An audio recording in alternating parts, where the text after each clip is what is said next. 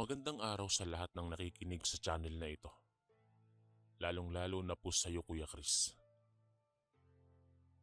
Tawagin niyo na lamang po ako sa pangalang Kalisto. 23 taong gulang at tubong sityo Luyon. Isang liblib na bahagi ng kabundukan sa bayan ng Malaraya. Ang lugar namin ay payak, malamig at malayo sa mga abala ng syudad. Subalit naglalaman ng mga kasaysayang hindi basta-basta pinaniniwalaan ng sinumang hindi lumaki sa lilim ng mga kagubatang sumasakop sa buong puok namin. Ang kwentong ibabahagi ko ay hindi katang-isip, hindi gawa-gawa, at lalong hindi sinulat upang manakot.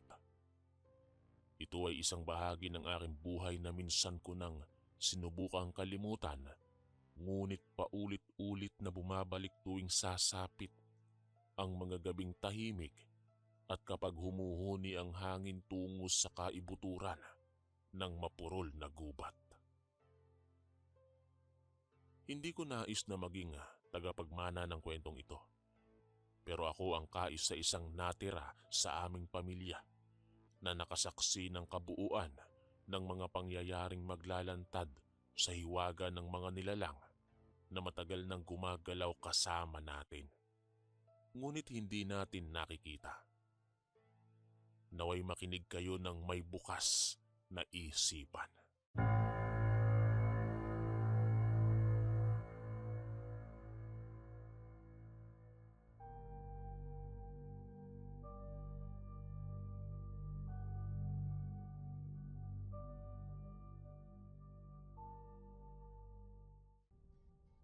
Lumaki ako sa Luyon na ang tanging ingay tuwing gabi ay ang kaluskos ng mga dahon at mga huni ng mga ibon na hindi ko kailanman nakita sa liwanag ng araw. Ang tatay ko, si Moro Ardenya, ay isang payak na magsasaka. Subalit sa loob ng aming tahanan, siya rin ang tanging tagapag-ingat ng isang lihim na binabantayan ng aming angkan sa loob ng higit 200 taon. Hindi ko man agad naunawaan. Unti-unti itong naging malinaw habang tumatanda ako. Mayroong sinasabi ang mata ng tatay ko tuwing kami ay naiiwan sa bahay. Mga titig na waring nakatanaw sa isang mundong kaagapay lamang ng sa atin, ngunit hindi kayang lakaran ng ordinaryong tao. Tahimik kaming nabubuhay. May 2 kapatid ako ngunit sila ay lumuwas na sa syudad at iniwan akong nag-iisang kasama ng aking mga magulang. Ako lamang ang nanatili dahil may tila puwersang hindi ko maipaliwanag na humahawak sa akin upang manatili sa lupaing ito. Kapag tinatanong ko ang sarili ko kung bakit, ang sagot ay palaging naroon sa hangin. Naririnig ko itong humuhuni sa pagitan ng mga puno na tila ba inaakit ako. At may bahagyang takot na nanginginig sa tuwing susubukan kong suwayin ito. Sa edad na 18, doon ko unang naramdaman na may kakaiba sa paligid namin. Nung gabing yon, araw ng Lunes Santo, nagising ako sa tunog ng mga yabag sa bakuran. Hindi yung tunog ng tsinelas o paa. Dahil mas magaan yun. Mas mabilis na tila ba hindi dumidiin sa lupa. Nang lumapit ako sa bintana, nakita ko ang mga anino. Umaaligid sa malaking puno ng malunggay sa harapan ng bahay. Hindi ko makita ang kanilang mga muka, ngunit ramdam ko ang presensya nila. Ang katahimikan ng gabi ay biglang mabigat na parang nakabitin ang hangin at humihinto ang oras. Nabaling ang tingin ko sa tatay ko nang mapansin kong nakatayo siya sa dilim ng kusina. Hindi siya natatakot. Alam niya kung sino ang naroroon. Alam niya kung bakit sila dumating. At sa gabing iyon, sa unang pagkakataon, naramdaman kong may bahagi ng buhay namin na hindi kailanman ipinahintulot sa akin na maintindihan. Nagtagal ang gabi ng tila walang katapusan. Hindi ako lumalabas ng kwarto. Subalit malinaw kong narinig ang pagbukas ng pinto ng aming bahay. Narinig ko ang mga yabag papasok sa bahay namin. At ang mababang ugong ng tinig na hindi ko kilala. Hindi tunog ng tao, hindi rin ng hayop, kundi parang pinaghalong bulong ng hangin at kaluskos ng tuyong dahon. Pagbalik ng tatay sa kwartong tinutulugan ko, tahimik siyang naupo sa tabi ng aking higaan. Hindi siya nagsalita, subalit batid ko na nagsimula na ang isang bagay na hindi ko na matatakasan. Mula sa gabing iyon, hindi na ako basta ordinaryong binata. Isa na akong kasangkot sa bantay na pananagutan ng aming lahi. Isang tungkuling nakaukit sa kasunduan ng mga ninuno ko at ng mga nilalang na tinatawag na mga aswang. Ito ang unang gabi kung kailan ko nalasahan ng takot na hindi nakikita ngunit ramdam sa buto. At doon nagsimula ang pagbabago ng buhay ko. Makalipas ang gabing yon, napuno ang araw ko ng kaba at tanong na hindi ko maipahayag. Sa katahimikan ng baryo, tila ba bawat kaluskos ng palay, bawat pagaspas ng dahon at bawat anino ay may kahulugan. Ang tatay ko ay patuloy na kumikilos na parang pangkaraniwan lang, ngunit alam kong naghahanda siya para sa isang bagay. Sa bawat araw na lumilipas, mas dumarami ang pagtingin niya sa gubat. Waring sinusukat nito kung oras na ba upang dalhin ako sa lugar na tanging mga napiling tagapagbantay lamang ang nakakatuntong.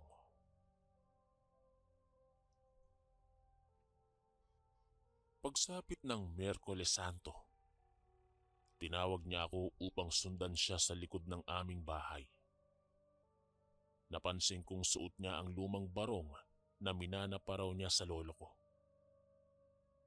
Inabot niya sa akin ang isang damit na amoy usok at lupa.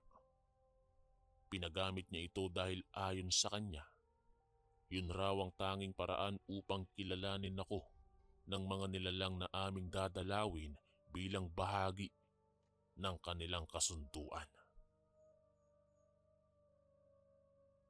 Lumakad kami ng hindi nagsasalita.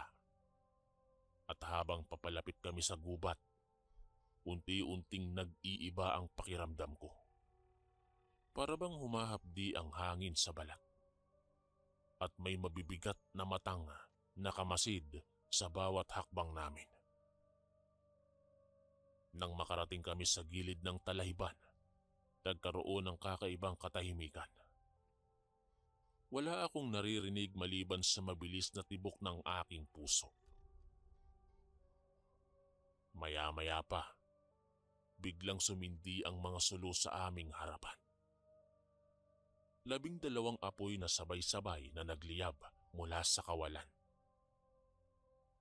Ang liwanag nito'y tumama sa anyo ng 12 nilalang na nakapaligid sa amin. Sa una, mukha silang tao. Payat, mahaba ang katawan at maputla. Ngunit sa ibabang bahagi ng kanilang balat ay may kumikislap na itim na parang usok na nagiging porma ng tunay nilang wangis. Hindi ko maaninag ng buo, ngunit malinaw na hindi sila ganap na mortal. Niyaya nila kaming maglakad at parang hilahing hindi ko nakikita. Sumunod kami sa kanila, papasok sa kagubatang matagal ko nang nilalapitan pero hindi ko kailanman natahak. Sa paglalakad namin, napansin kong hindi umiikot ang direksyon ng hangin. Hindi rin lumalalim ang dilim na para bang isang tuloy-tuloy na daan ito papunta sa lugar na hindi dapat puntahan ng sinumang hindi pinahihintulutan. At nang tuluyan kaming lumabas mula sa pagitan ng matataas na puno, bumungad ang unang pugad.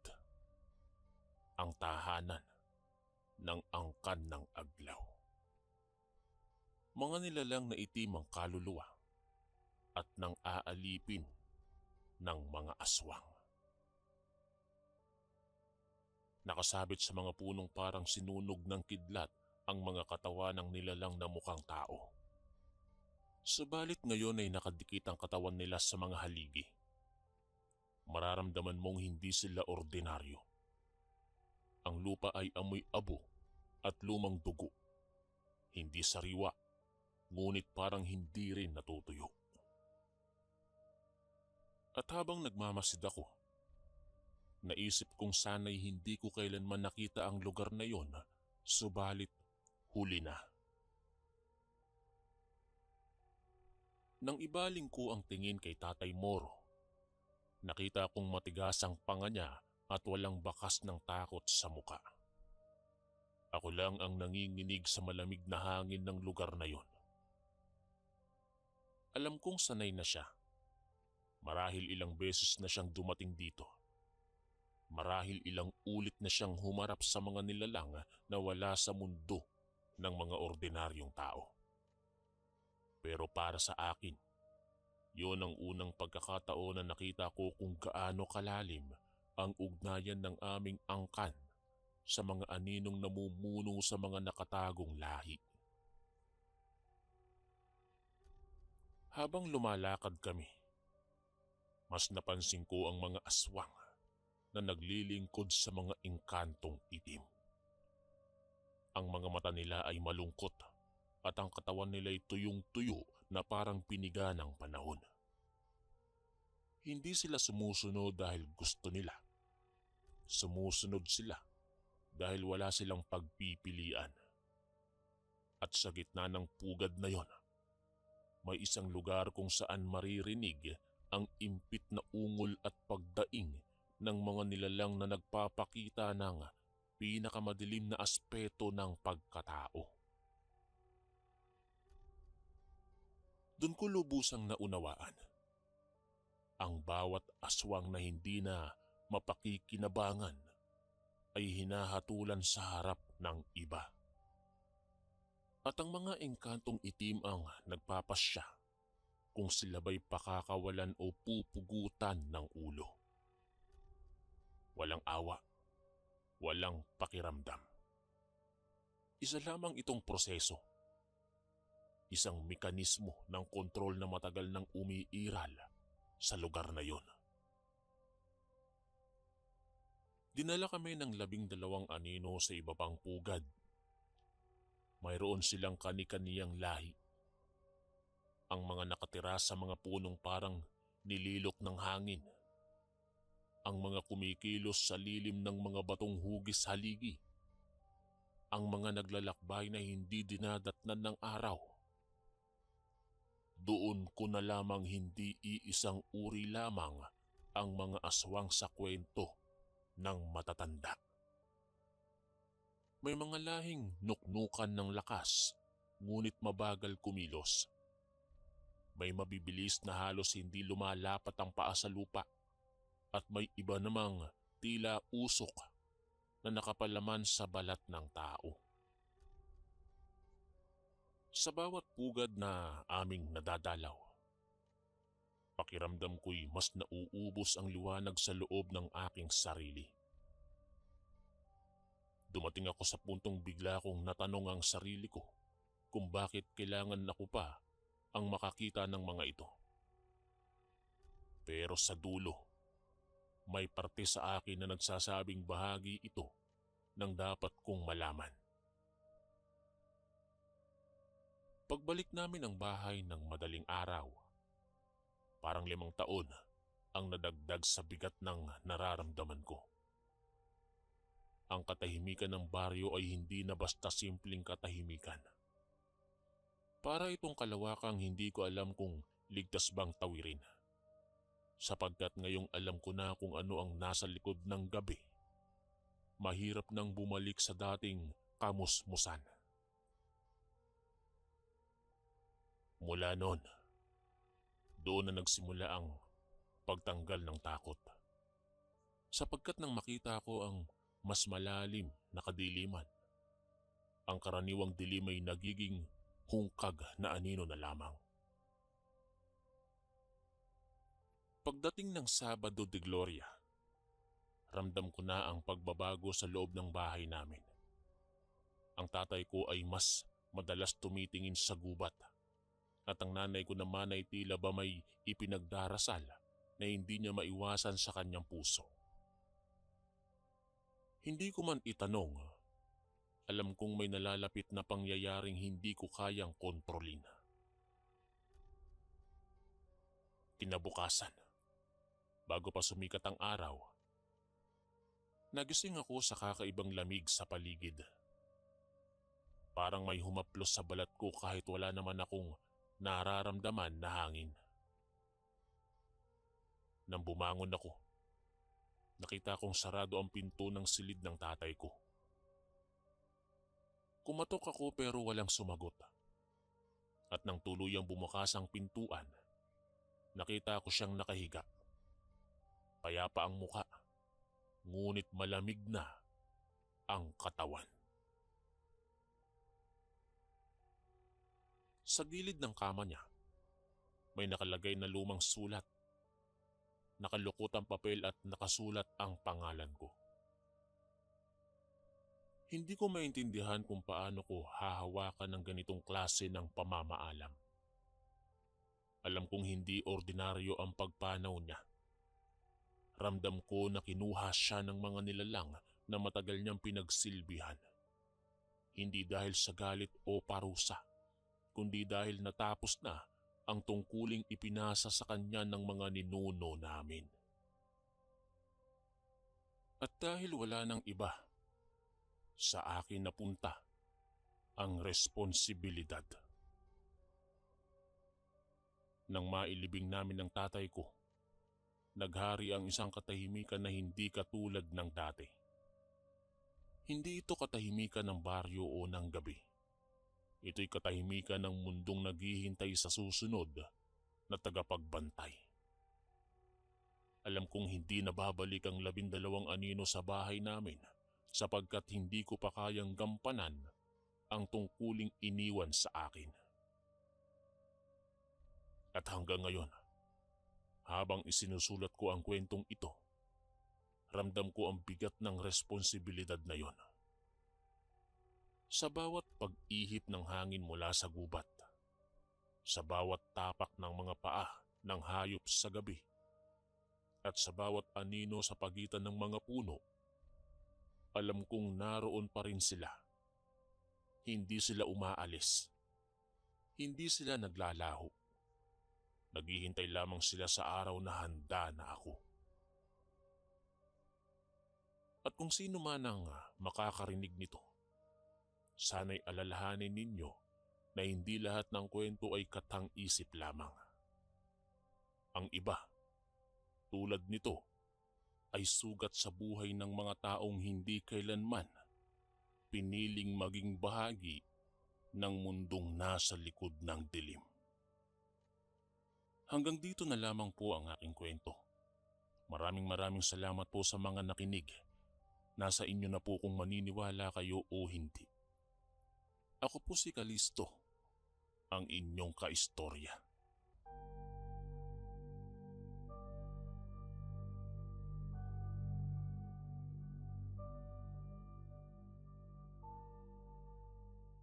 Mapagpalang araw po, Kuya Chris. Tawagin niyo na lamang po ako sa pangalang Lucio. Ang kwento pong ibabahagi ko ay tungkol sa kababalaghang minsang bumalot sa aming baryo. Nagmula po ako sa isang baryo rito sa Leyte at napakatahimik po noon ng lugar. Ang mga bata ay malayang nakapaglalaro sa gitna ng sikat ng araw at kahit pa sa ilalim ng sinag ng buwan sa pagsapit ng gabi. Walang pinipiling oras ang mga tao sa paggawa ng mga nais nilang gawin nang walang pangamba at takot. Ngunit dumating po ang bagong lipat na si Mang Tiago na dating nakatira umano sa malayong syudad, dito lamang din po sa Leyte. Wala itong asawa't anak, kaya't mag-isa itong namumuhay. Sa nagdaang unang mga araw, ay mabuti naman po ang pakikitungo nito sa mga tao rito sa baryo. Subalit lumipas ang ilang linggo, naging usap-usapan po sa baryo na may aswang daw kunong gumagala kapag hating gabi. Katibayan nila ang sunod-sunod na pagkamatay ng mga hayop na wakwakang katawan at nawawala ang mga lamang loob. Hindi nila lubos na maibuntong ang pagdududa sa bagong lipat na lalaki dahil batid nilang hindi iyon makatao. Yung kalabaw ni paring Guzman, natagpuan daw sa kakahuyan na wakwakang katawan. Katulad ng sinapit ng ibang hayop na natagpo ang patay. Nawawala rin ang mga lamang loob nito. Puno ng pangamba na sambit ng aking ama. Napakadelikado na talaga ngayon. Kaya ikaw, Lucio, wag ka nang lalabas ng bahay kapag gabi na ha. Pagpapaalala naman po sa akin ni inay habang pinaplansya ang aking gusot na unipormeng pang-eskwela. Hindi ko po binigyang pansin ang babala ni inay dahil para po sa akin noon ay hindi totoo ang aswang. Imbento lamang ito ng matatanda upang takutin ang mga anak nilang matulog ng umaga at wag nang lumabas tuwing gabi. Kung mayroon mang salarin sa sinapit ng mga hayop, marahil iyong mga nagtatrabaho lamang iyon sa mga bahay katayan kung saan binebenta ang lamang loob ng mga hayop. Nais kong patunayan ang tsoryang ito sa mga tao rito sa baryo, kaya't nung sumunod na gabi, tiniyak kong mahimbing nang natutulog sina inay at itay at palihim kong tinungo ang gubat. Gamit ang mahinang liwanag na nanggagaling sa bitbit kong lampara, tinahak ko ang masukal na daan sa gitna ng kakahuyan. Hindi rin tumagal ay nakarinig ako ng huni ng isang baboy ramo. Tumakbo po ako papunta sa kung saan nanggagaling ang ingay. Ngunit hindi ko makita ang baboy ramo. Huminto po ako saglit at nagbabaka sakaling marinig muli ang ingay, ngunit nabigo lamang ako. Nagpatuloy ako sa paghahanap ng palatandaan tungkol sa salarin sa pagkawala ng mga hayop sa baryo. Hanggang sa hindi kalayuan, natagpuan ko si Mang Tiago sa tabi ng ilog na naglilinis ng katawan. Pulang-pula po ang mga mata nitong parang lobong nagngingit-ngit sa galit. Nakaramdam po ako ng kaunting takot kaya't nagtago ako sa likod ng puno. Nang umalis si Mang Tiago, lumapit ako sa tabi ng ilog. Nakita ko po ang nagkalat na pira-pirasong katawan ng baboy ramo na animoy nilantaka ng isang gutom na leyon. Sa pagkakataong iyon ay natitiyak ko ng totoo nga ang usap-usapan. Aswang si Mang Tiago.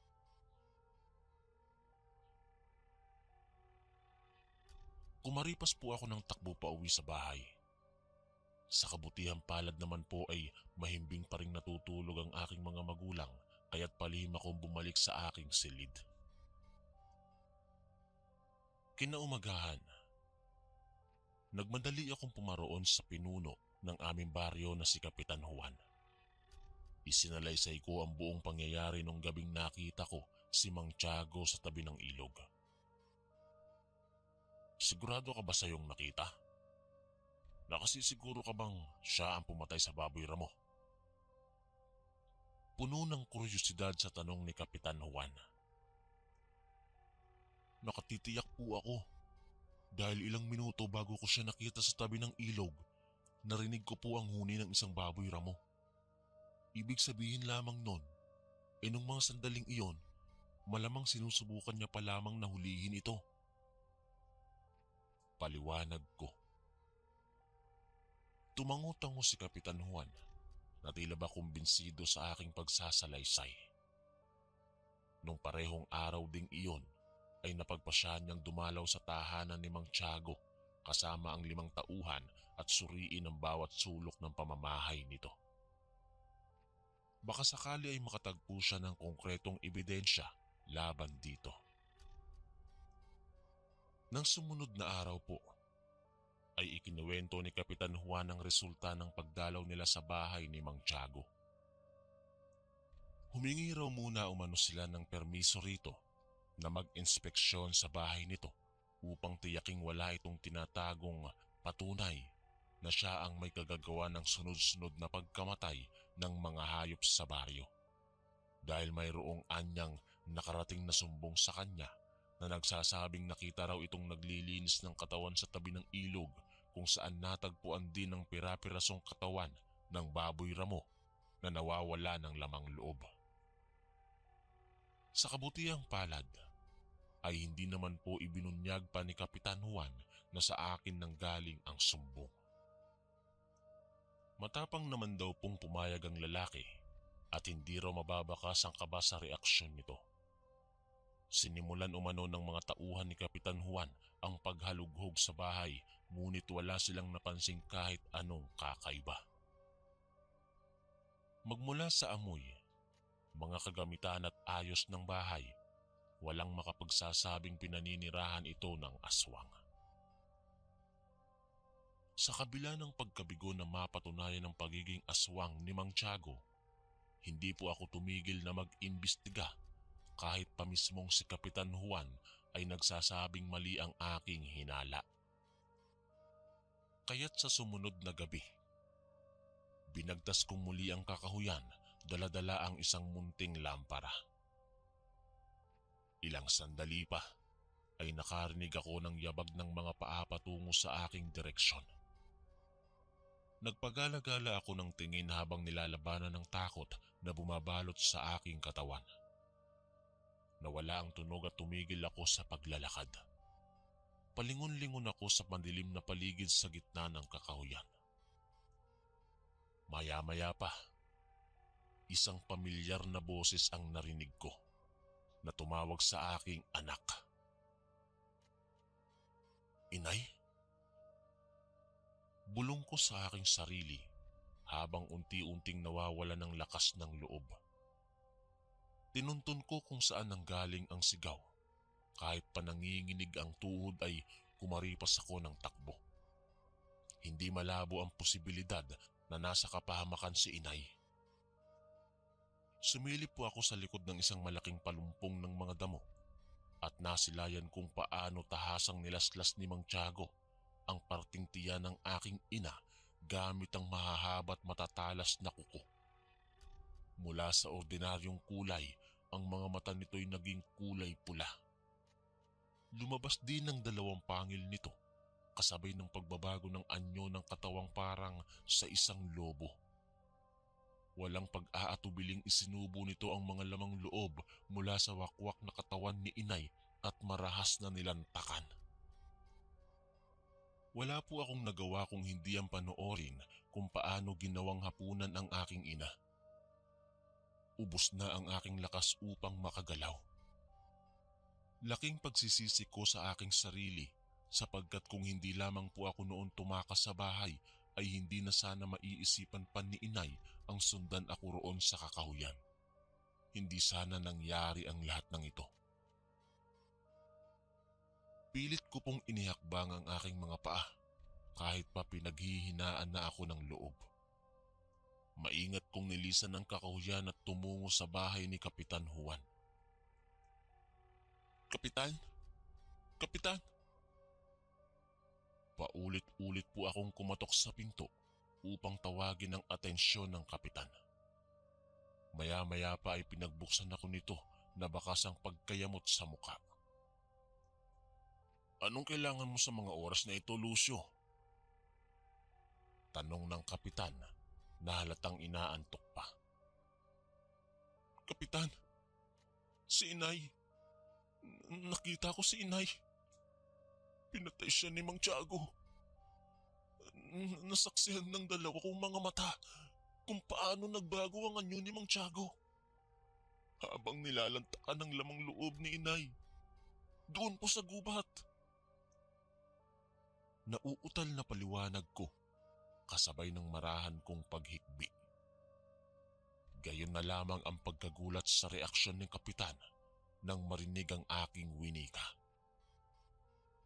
Nagmamadali niya pong ipinatawag ang mga tauhan at magkakasama naming sinugod ang gubat. Nang muli kong madatna ng hindi na makilalang katawan ni inay ay halos manlungo ako sa labis na paghihinagpis. Bumagsak na lamang ang mga tuhod ko sa lupa habang inaalo ako ni kapitan. Samantalang sobra-sobra pa rin ang pagkagulat sa sinapit ni inay ang mga tauhan nito. Mula sa hindi kalayuan, natanaw ko ang imahe ni Mang Tiago na papalapit sa aming direksyon. Malinis ang suot nitong kamiseta at pantalon. Walang bahid ng dugo. Kalmado rin ang postura nito na animoy ordinaryong taong napadaan lang sa kalagitnaan ng gabi. Kumabog ng malakas ang aking dibdib. Mababakas din ang kaba at pagdududa sa mukha ni kapitan at ng mga tauhan nito. Inihanda nila ang kanilang mga itak bilang proteksyon kung sakali mang magbagong anyo ang lalaki. Nang makalapit ito sa grupo, gumuhit ang pagkadismaya sa kanyang mukha nang makita ang patay na katawan ng aking ina. Napakagaling niya talagang magbalat kayo. Anong nangyari sa kanya? Bulalas niya. Hindi na po ako nakapagpigil at matapang na kinuwelyuhan si Mang Tiago. Nang gagalaiti ako sa galit. Huwag kang magkunwari. Ikaw ang halimaw na pumatay sa nanay ko.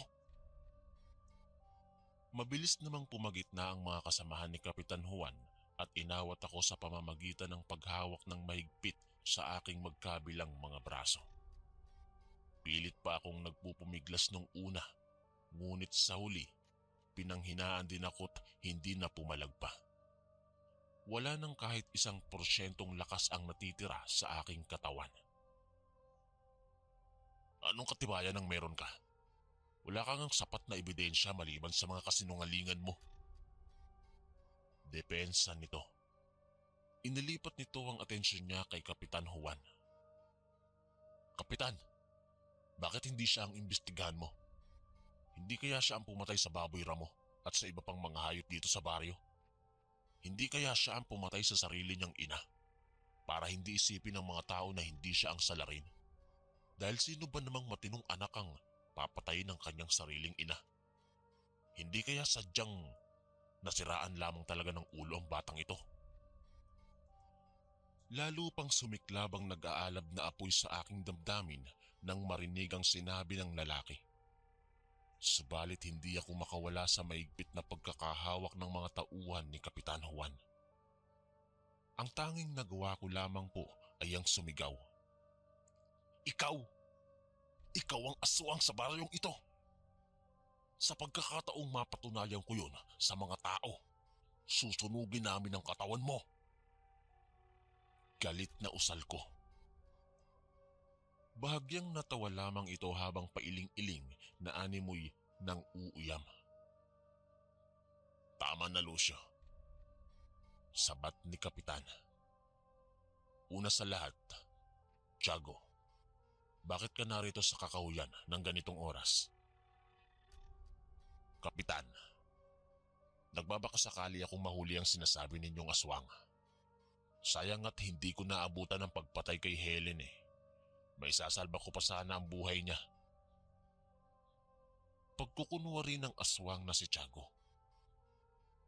Napakagaling mo talagang magbalat kayo. Puno ng galit na saad ko. Hanggat walang patunay sa kung sino ang nasa likod ng madidilim na krimen dito sa baryo, wala tayong karapatang mangbintang. Yun ang batas. Napanghihinaan na rin ng loob ang kapitan. Bakas iyon sa tono ng kanyang pananalita. Lumipas ang ilang araw, magmula nang mamatay si inay, lalong namuo ang takot sa puso ng mga naninirahan sa baryo.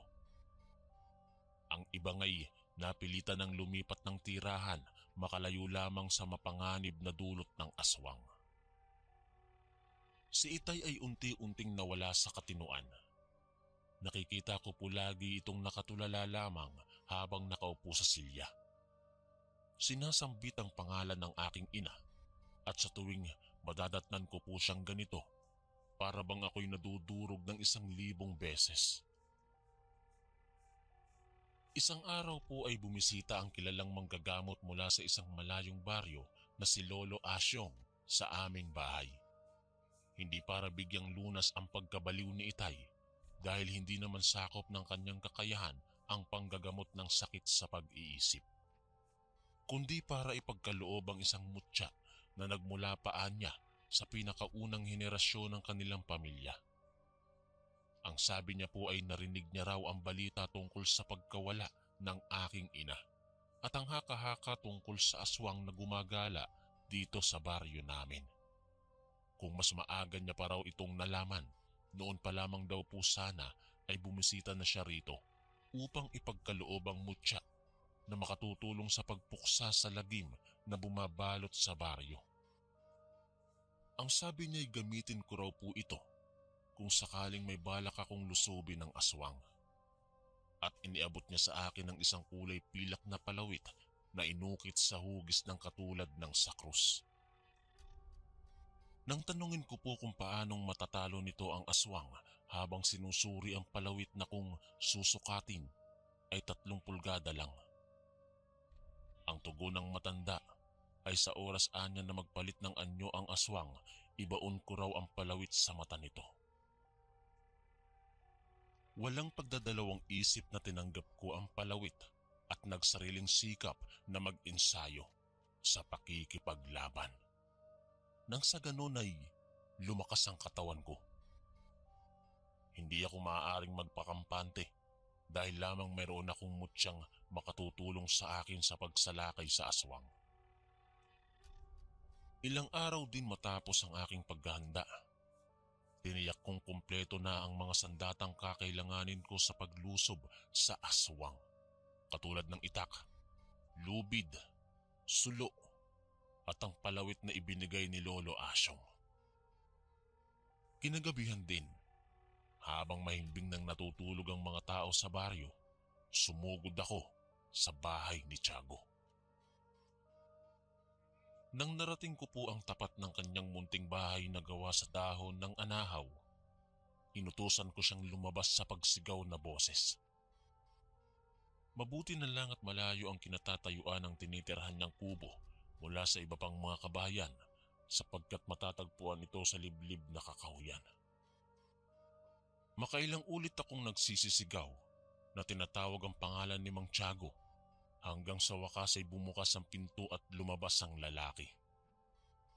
Sinalubong ako ng walang ekspresyong mukha nito na animoy inabala ko ang kanyang pagtulog.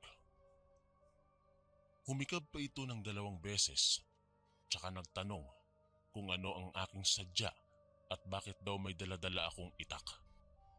Batid ko namang hindi nalihis sa kanyang kaalaman ng aking pakay. Mahilig lang talaga siyang makipaglaro sa pamamagitan ng peke niyang mga kilos. Gutom ka na ba dahil ubos na ang mga hayop dito sa baryo at hindi ka makatsyempo sa pangbibiktima ng mga tao? Handa akong maging hapunan mo, Tiago. Lantakan mo ang lahat ng aking lamang loob. Yun lamang ay kung matatalo mo ako sa isang labanan. Buong tapang na tugon ko. Bahagyang natawa si Tiago at pangisi-ngisi ito na animoy ng uuyam. Pailing-iling itong nagsabing umuwi na lamang daw ako't baka magsisi pa ako sa aking tinuran. Pasalamat daw ako't hindi pa siya gutom. Ngunit hindi ako nagpadala sa kanyang mga pang-uuyam. Itinaas ko ang aking itak at sinabing isa siyang duwag na aswang kung hindi siya papayag na sumabak sa labanan. Hindi niya binigyang pansin ang aking sinambit at akma nang babalik sa loob ng kanyang bahay nang muli ko itong tinawag na duwag. Napatigil ito sa tapat ng pintuan at ibinaling muli sa akin ng kanyang mga mata. Nagngingit-ngit ito sa galit at sa palagay ko'y nagtagumpay ako sa pang-uuyam sa kanya.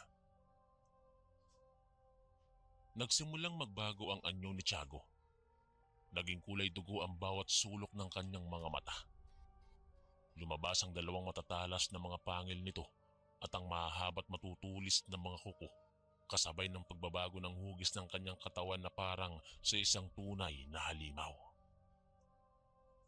Bitbit ang itak sa aking kamay. Matapang ko pong sinugod ang aswang na si Tiago. Nakasukbit sa aking leeg ang krus na palawit at naghahanap na lamang ako ng tiyempong maibaon ito sa kulay dugo niyang mga mata. Makailang ulit ko itong sinubukang tamaan ng itak, ngunit mailap ito't magaling umilag. Puno na ng sugat ang aking katawan, dulot ng malalakas na mga sapok na natamo ko sa aswang, subalit hindi po ako sumuko. Hindi na natigil ang pagdaloy ng malagkit na pulang likido sa suot kong kamiseta, at kung hindi ko pa rin matagumpayan ang pagbao ng palawit sa mga mata nito'y baka maging dahilan pa ng aking kamatayan at ang kawalan ng malaking halaga ng dugo. Sa tuwing naiisipan kong sumuko, binabalikan ko ang mga alaala ni inay at kung paanong siya'y namatay sa ilalim ng mga kamay ng aswang na si Tiago. Mula sa pagkakabagsak sa lupa, dulot ng malakas na paghagis ng aswang sa aking katawan, matapang akong muling sumalakay, bitbit ang itak sa aking kanang kamay at sa pagkakataong yun ay nagtagumpay akong tamaan sa tagiliran ang aswang. Ngunit baliwala lamang ito rito na parabang isang gasgas lamang ito para sa kanya. Nanatili itong malakas at hindi man lang nagpapahiwatig ng panghihina. Ang mga tuhod at palad ko'y nakadikit sa lupa, kasabay ng pagbulwak ng dugo mula sa aking bibig. Niwala na akong lakas pang kunin ng itak na nasa aking paanan. Dinig ko ang malakas na paghalakhak ni Tiago. Nang sandaling iyon, ay inako ko na ang aking pagkatalo. Lumakad siya palapit sa akin at saka iniangatang naghihingalo kong katawan sa pamamagitan ng pagsakal sa aking liig. Nasasabik na akong lantakan ng iyong laman at kaunting taba. Ani Tiago sa makapal na boses, salungat sa ordinaryo nitong pananalita. Nakangising nakatingala si Tiago sa namumutla kong muka at magiliw akong pinanonood na nahihirapan sa paghinga. Muli akong nabuhayan ng loob nang sa wakas ay nakahanap na rin ako ng tiyempo. Hindi niya napansin ang paghablot ko sa palawit na nakasukbit sa aking leeg at tahasang itinusok ito sa kulay dugo niyang mga mata. Agad na bumitaw ito sa pagkakahawak sa akin at naglupasay sa lupa habang ang mga palad ay nakatakip sa muka, kasabay ng malakas nitong mga halinghing. Tila ba nawawala ito sa sarili, kaya't sinamantala ko na ang pagkakataon at inilabas ang mahabang lubid mula sa aking bulsa at iginapos ang mga kamay nito upang hindi siya makaalpas. Hindi ko po mapigilan noon ang maluha sa pagkamit ng hustisya laban sa aswang. Bumaba ako ng kakahuyan at binulabog ang buong baryo. Ikinuwento ko ang pakikipaglaban ko kay Tiago na siyang aswang na gumagala sa baryo at ang pagkapanalo ko laban dito sa tulong ng palawit na krus na ibinigay ni Lolo Asyong. Walang naniwala sa akin nung una at mayroon pang nagsabing nababaliw na rin ako katulad ng aking ama. Ngunit iminungkahi ko sa kanilang kumpirmahin ang aking tinuran. Sinamahan ako ni Kapitan at ng mga tao sa baryo pabalik sa bahay ni Tiago, kung saan ay patuloy ito sa paghaluyhoy habang nakagapos pa rin ang mga kamay sa kanyang likuran.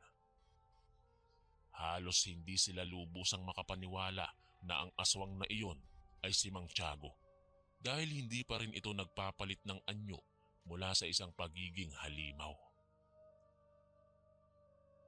Humingi ng tawad si Kapitan Juan at ang ilang mga tao sa baryo sa hindi agad pagtitiwala sa nakaraan kong mga salaysay at agad ko naman po silang napatawad.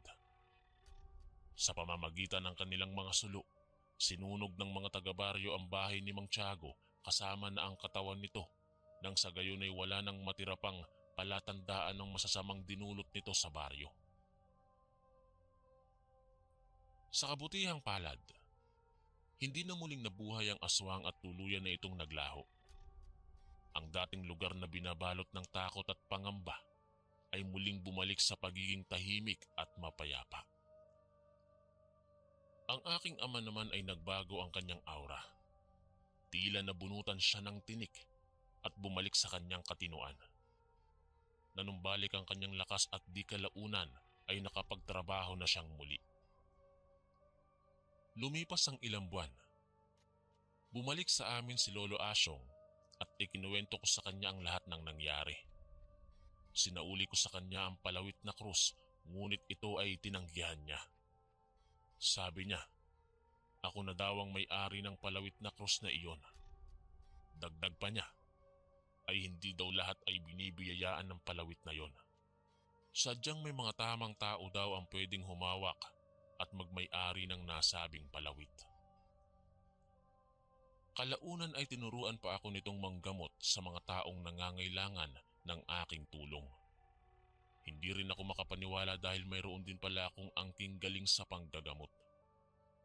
Sabi pa nga ni Lolo Asyong na noon pa daw ay alam na niyang kaya kong maging isang manggagamot, kaya hindi nagtagal, ako po ay naging isang albularyo sa aming baryo. Marami din po akong natutunan sa matanda hanggang sa yumao na ito at ipinamana sa akin ang kanyang kakayahan. Sa ngayon po ay patuloy pa rin ako sa panggagamot at pagtulong sa aking mga kababaryo. Dito ko na po tatapusin ang aking kwento, Kuya Chris, at maraming salamat po sa mga nakinig nito.